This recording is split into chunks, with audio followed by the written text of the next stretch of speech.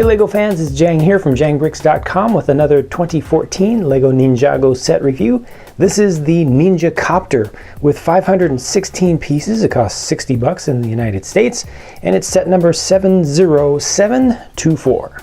This is an interesting aircraft with a little bit of a different design, certainly different from the norm. They've got the major rotor in the middle with twin blades. I'll show you that. You got cannons bristling all over this thing, various ways to shoot, and it has an interesting transforming feature too. There are basically two major modes for this craft. So as it stands right now, you can see that the main rotor blade there well, there are two of them, but they are oriented horizontally, so the thrust is going completely vertical. You've got one on the top, one on the bottom there. You can spin those both individually. You've got these cannons that are facing forward. There's one on either side, and these are the good Technic cannons that are nice and strong and accurate, and you can shoot those by pushing in right here at the back of this new gold piece here, kind of a very large sized tooth piece, and you just push that in. That's going to shoot out. Those are very accurate and they work out really well, but you can already see that things are starting to move around a little bit. Basically, you grab this from the back and you can turn it this way, or you can turn it this way. Now there are some kind of funky things going on about how this works. I'll show you that in a little more detail, but just want to show you again how or what all is happening. You turn the tail, and it's turning the direction of the rotors, and it's turning the directions of the cannons, and presumably you've got a little bit of a jet assist back here, because I'm assuming that these are propulsion engines here. These are probably lift engines, probably jet style or rocket style also on the side. So all that stuff is moving together. There's a gearbox in the middle down in here. You can just see it if I open up, take that open, you can see what type of the large four-pronged gears that they use, and just makes everything turn and spin, and it all works together. Now what's funky about it is that one mode is supposed to look like this, and one mode is supposed to look like this, but you can see that this is now upside down. It looks better from this side because that's where you build it with these little well, they are lightsaber blades, but I think they're supposed to be like energy conduits, and also the stickers go on the top. So it's just the way that things turn. However, having these engine outlets on the top and the cannons down on the bottom, I guess that makes sense for doing bombing runs, but just doesn't quite work out. However, you can adjust where things are in which mode, because none of this is really connected fully with just straight axles. Everything can be adjusted, so I can actually adjust just the cannons, and then say, okay, in this mode where it's in its forward flight mode, now you've got the cannons facing forward and you've got the rotors just kind of off to the side for, to make them a little bit more aerodynamic or whatnot. Or you can adjust it so that in this mode the tail is like that. So you can really choose what you want to go where, which is kind of a nice idea, but personally I would have liked it if everything was just kind of linked together a little bit more in a more sturdy way, because these things can get kind of offset. So you've got this is kind of to the side and this is kind of off, and pretty soon everything's kind of looking kind of weird like that. But that's just kind of a quirk of the transforming feature of the design.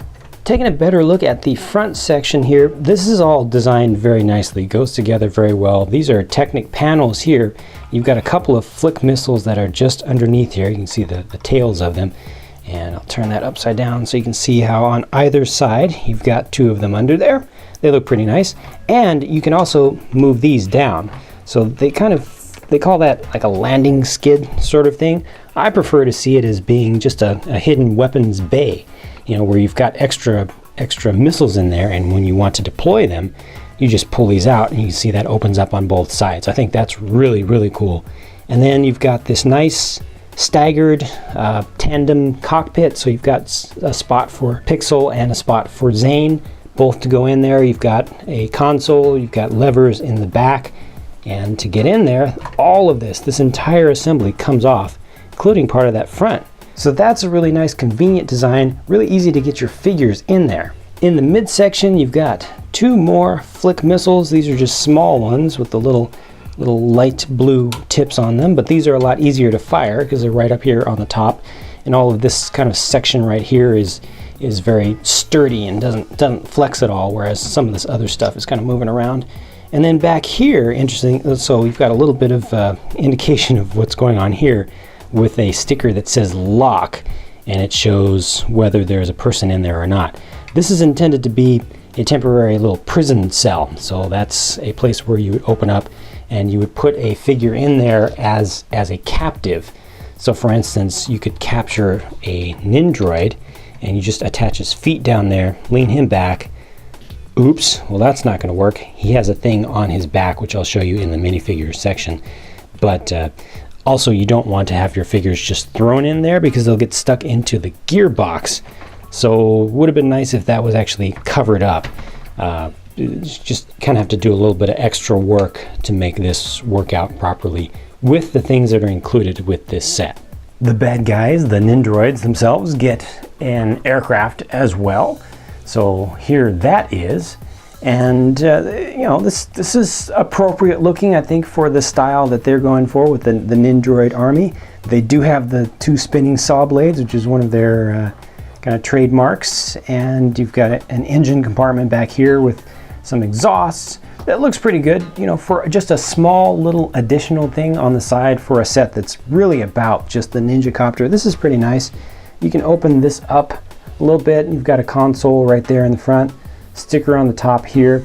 The coolest thing about this though is that it can actually separate into 2. So this is an advanced attack glider.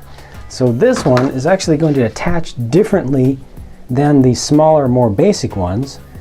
Again, with the minifigure, which I'll show you in a minute, attach him like so. Now he's going to be able to fly around with that adapter on the back. So this is, you know, this is for a tiny thing. So an add-on to an add-on. This has a lot of detail to it, and I appreciate that. This looks pretty good with the wings and the tail and even the vertical stabilizer. Got these 2 daggers. I don't know if they're supposed to shoot. I would, you know, if I was doing imaginative play, I would say that those are both able to shoot either little dagger-like implements or just that they're like small little lasers. Okay, minifigs, finally. So you've got a battle-damaged Zane here and the new girl, Pixel.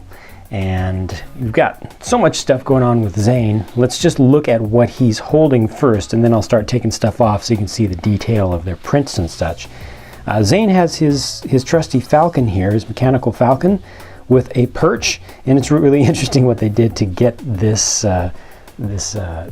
scarecrow add-on from the collectible minifigure to attach onto a stud. So they actually used a new Friends like a gingerbread cookie piece, which has a small hole in the middle of it as an adapter to be able to fit the raven or crow, whatever you want to call this bird, onto the top of the telescope piece there. See, that uses the miniature style of pin for attaching things on the base there. So that was an interesting choice. And then Zane also has the transparent light blue Techno blade, which has an extra long handle on it. Pixel over here just has a very simple weapon. It's just a bladed weapon that she carries or holds on the back of her hand against the back of her arm. So there's what the figures look like from the front. You got a new color for this piece here from a collectible minifig. Previously was reddish brown. That is a kind of rubbery piece. You got a real flat top for Zane here. New torso prints, and let me take off Zane's little half face mask. Now you can see the detail of what his face looks like with part of the artificial flesh removed. Zane was kind of one of the early Nindroids, you could say. And then looking at these from the back, there are their prints, and I'll go ahead and take off Zane's hairpiece so you can see more of the detail of what you can see on the back of his head there. A lot of printing used there, and check it out. Pixel also has an alternate face. There you can see on the front, clearly she has red eyes here, so it's apparent that she's going to be turned to the dark side, if you will. She'll be taken over by a virus or something and actually become, temporarily at least, one of the evil Nindroids, or at least working for them. Speaking of the evil Nindroids, here they are finally, the two included. Two different prints for the torsos there. This one does not have any print on his legs and also does not have the helmet piece. You can see underneath that the faces are actually the same. And as I turn this around to the side, you can see that this one is holding a blade weapon. It's an energy blade weapon, so not quite a techno blade, but from the same family of technology. He also has a metallic arm on one side, whereas the other guy does not. However, the other guy is the one that has the adapter on the back with the Technic pin, which allows him to attach to the advanced glider.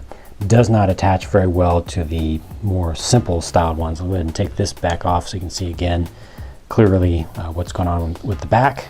And with this guy's adapter removed, you can see the rest of his print. I think this is a cool set. It has a pretty interesting design, a nice large for the price, you get a nice large vehicle out of it, in addition to the 4 minifigs and the additional vehicle that splits into 2 and all that. Good amount of playability, very good amount of playability. You got spots to put all of the figures, all the characters, which is good. And sometimes they miss on these builds that include a number of minifigs.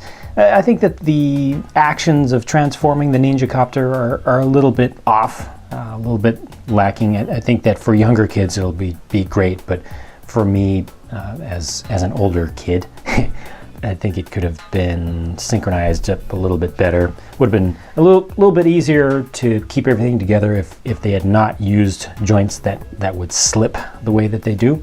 Overall, I'm not a huge fan of this on the whole, but I know that a lot of folks will be, and I really can't say anything bad about it. I'm not going to recommend against it for anybody. And certainly on display, it looks really good. That's really where it shines, just its overall appearance. So that's it for my thoughts on this set on the whole, set number 70724, the NinjaCopter from Lego Ninjago. Thanks so much for your time. Thank you for sharing in this experience with me.